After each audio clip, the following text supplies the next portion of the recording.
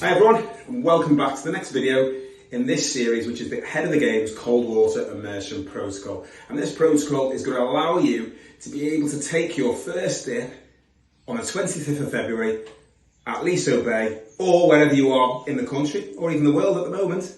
And it's going to be a great experience. So, over the course of the videos, we've started with our arms, we've then gone to our legs, we've then done legs and arms, we've then gone across the back, we've gone across the front, and now we're going to go, we put our head in some ice water. Hopefully people have done ice water. If it's just cold water, that is fine.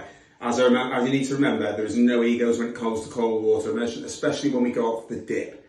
Whether you're on for 30 seconds or 8 minutes, that is a major achievement. And you're doing, as I've said before, more than 80 to 90% of the population are anyway. So be proud of what you're achieving. I know there are a lot of people that hate the cold water, and I mean hate it. And the fact that they're actually getting their legs in for 30 seconds, their arm, is a huge achievement. So, what we're going to do now is we're going to build up that time. And this is going to kind of be the last video where we get the whole body in, but we're increasing that time. So instead of going arm, arm, leg, we go arms, arm, and then we start to go in. So what we're going to do is, obviously I've already had the warm shower. We're going to then step back. We're going to put it onto cold as it can go. Okay, so then what we're going to do is we're going to start putting the arms in. I always start like this, just getting used to that cold water. Okay, we've got our timer, we're going to start the time. So now we should be kind of increasing that timer in the water. We should be looking for about a minute and a half, especially if we've been doing legs for 30 seconds. So the first thing I'll do, we're going to go in, then regulate that breathing. Start to breathe nice and deep. In that box breathing, just getting ourselves ready. And then I'm going to go leg, and then we're going to go in, onto the front. As I move, I'm moving my arms around, generating a small amount of heat. What we don't want to do is stand here and go and tension up, because that has a negative impact on what we're doing. It triggers the stress release, which we're already doing. But what it is doing is producing cortisol, and cortisol is inflammatory. So by regulating our breathing, by keeping our heart rate down, that's going to negate that factor. Then we're going to roll onto the back. Where we've been going across, we're just going to hold it onto the shoulder, back of the neck, shoulder. So we're just bringing that time up a little bit. We're just repeating. Shoulder. Round onto the front. So we're getting all our extremities first, remember?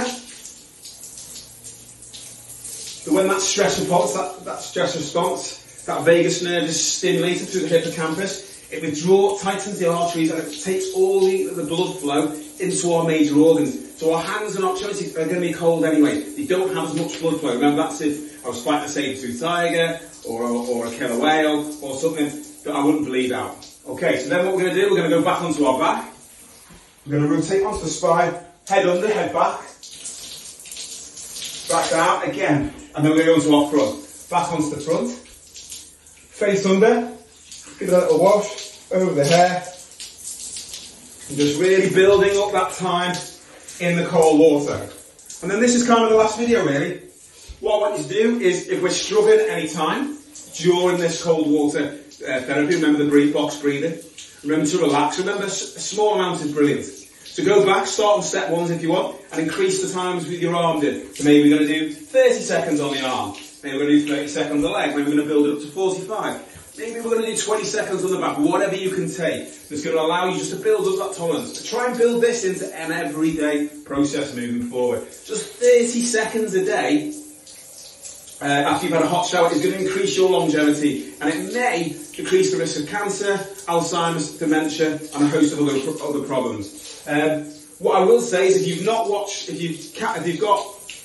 Disney Plus, or maybe an app that you can use a lot of television programs on, really worth looking at it. It's Chris Hemsworth, Limitless. It's an amazing series about how he's trying to improve the longevity of his life. And cold water's in there, sharp. We've got stress. It's an amazing series, and I can't recommend it enough. Right, I think I've been stood under here for about 4 minutes. But as I say, you can build up that tolerance. The longer, the more we do it, the easier it becomes, trust me. Remember, I was a snowboarder who hated the cold. I was in Egypt and went in the cold water. And I had to kind of get out. I was freezing. Sam, my wife, had to put covers over me, like 33, 34, and then I had to go and get a hot bath.